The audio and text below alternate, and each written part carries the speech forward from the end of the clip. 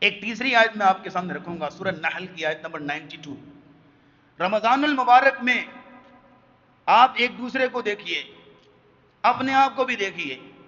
چلو اپنی تعریف نہیں کرتے، یہ بھی ایک بڑا مسئلہ ہے، لیکن یہ ہے کہ ایک بندہ خود اپنے آپ کو دیکھے، کچھ نہ کچھ تو محنت اس نے کی ہے نا جی، کچھ نہ کچھ باتیں کی ہیں، قیام کیا ہے، تراویح پڑھی ہے، روزے رکھے ہیں، چلو اور کچھ نہیں کیا تو روزے تو رکھے اس نے، سارا دن بھوکا پیاسا تو رہا، یعنی کچھ نہ کچھ تو محنت اس نے کی ہے۔ بالکل ہی آپ زیرو سے ملٹیپلائی نہ کریں، اللہ قبول کرنے والا ہے انشاءاللہ، لیکن کچھ نہ کچھ تو محنت کی ہے۔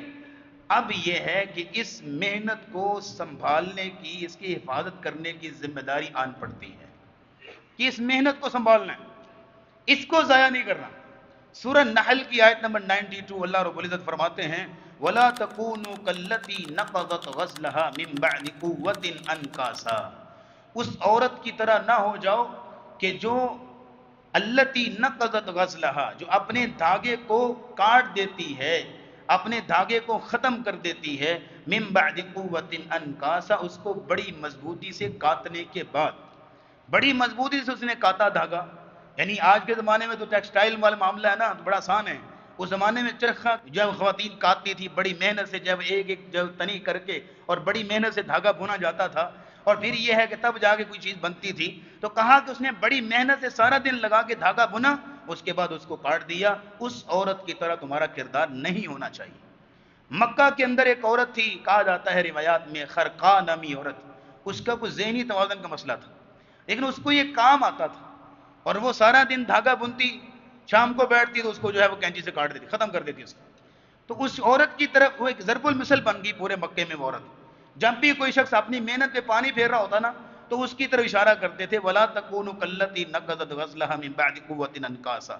اسی چیز کو ضرب المثل کے طور پہ اللہ نے قرآن میں ایڈ کیا کہ اے لوگوں اس عورت کی طرح نہ ہو جاؤ کہ جو بڑی محنت کرتی ہے اور پھر اس کے بعد اپنی محنت کو ضائع کرتی ہے، اپنی محنت پہ خود ہی پانی پھیر دیتی ہے۔ کیوں؟ کیا مطلب ہے اس کا؟ مطلب یہ ہے کہ جب انسان نیکی کرتا ہے تو نیکیوں کرنے سے ان الحسنات یذہبن السیئات، برائیاں ختم ہوتی ہیں۔ بالکل اسی طرح گناہ چن چن کے، گن گن کے، ارادے سے گناہ کرنے سے نیکیاں بھی ختم ہو جاتی ہیں۔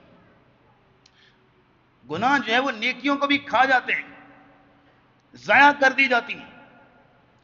یہ انہیں لوگوں کے متعلق کہا گیا تھا وَقَدِمْنَا إِلَى مَا عَمِلُوا مِنْ عَمَلٍ فَجْعَلْنَاهُ هَبَاءً مَنْثُورًا۔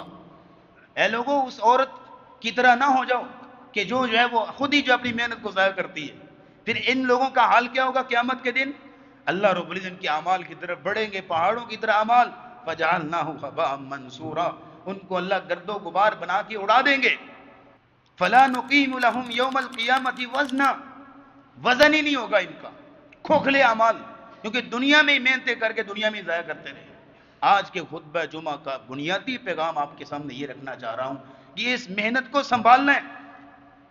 نماز پڑھنے کے بعد، فرض ادا کرنے کے بعد، روزہ رکھنے کے بعد یہ مت سمجھا جائے کہ میرا فرض ادا ہو گیا میری چھٹی، بلکہ فرض ادا کرنے کے بعد ایک اور ذمہ داری کندھوں پر آن پڑتی ہے کہ ان اعمال کو سنبھال کے اپنے ساتھ قبر میں لے کر جانا ہے۔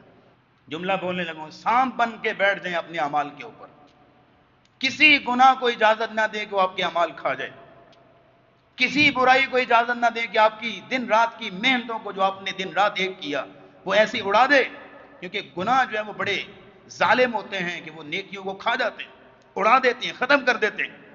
اس لیے اعمال کی حفاظت کرنا اور اعمال کو اپنے ساتھ لے کر جانا یہ بڑا قیمتی یہاں پہ تحفہ ہے، انعام ہے، پیغام ہے، اور یہ ہے کہ یہ اصل دین کی خدمت ہے، یہ اصل جو ہے وہ دنیاوی زندگی کا لب لباب ہے جس کے لیے اللہ نے دنیا میں بھیجا تھا۔